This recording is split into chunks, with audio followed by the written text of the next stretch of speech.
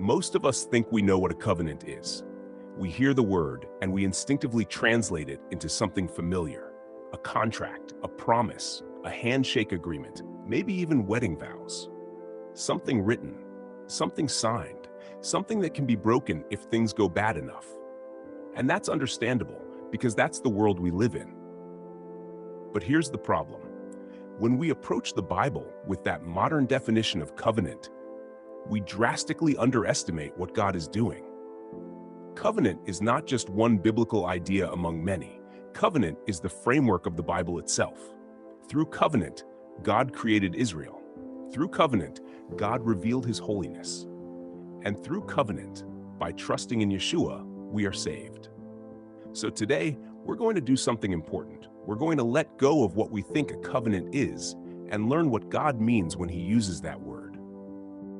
Webster's dictionary defines a covenant as a binding agreement or a formal contract. That definition works well enough in a courtroom, but it falls far short of the biblical reality. Because first and foremost in Scripture, a covenant is sacred. In Bible times, covenants governed almost every serious human relationship. They were used to sell land, establish peace, declare war, form alliances, and even regulate access to something as basic as a water well. Some covenants were mutual. Both parties carried obligations. Others placed responsibility on only one party. And sometimes, covenants were imposed by a stronger authority upon a weaker one. But here's where biblical covenant completely breaks from our modern mindset. We live in a world where contracts expire, promises are revised, constitutions are amended, marriages are dissolved, and penalties are usually financial, temporary, or negotiable. None of that applies to biblical covenant. The Hebrew word for covenant is berit, from a root meaning to cut or to divide. Covenant was not made with a signature, it was made with blood.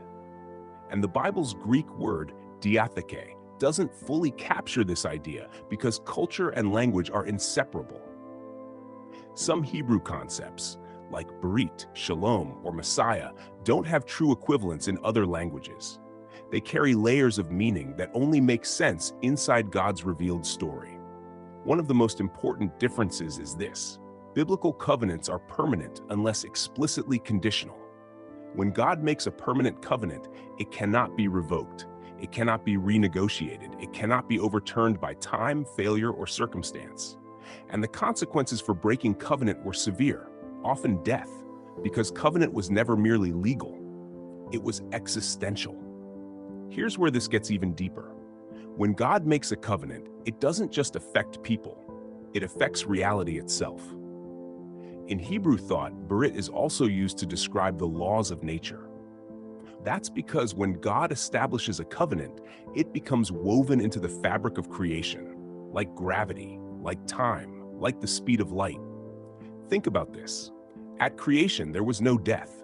Life was designed to continue.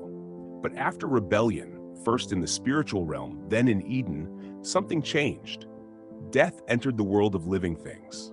And with that, decay followed. That wasn't just punishment. It was a change in the operating system of the universe. When God added death, he altered a fundamental law of existence, spiritually and physically. Everything had to adjust to this new covenant reality. Consider gravity as an analogy. We don't question it, we rely on it. Gravity is a law, a constant, a covenant of creation. Now imagine if God removed it. Everything would unravel.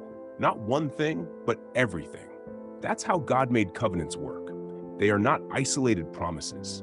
They trigger cascading effects throughout the spiritual and physical universe. So when God makes a covenant, he is not making a suggestion. He is establishing a new reality. And because God is gracious, he communicates covenant to humanity in ways we can understand. He created a visible, tangible covenant protocol, what Scripture calls cutting a covenant.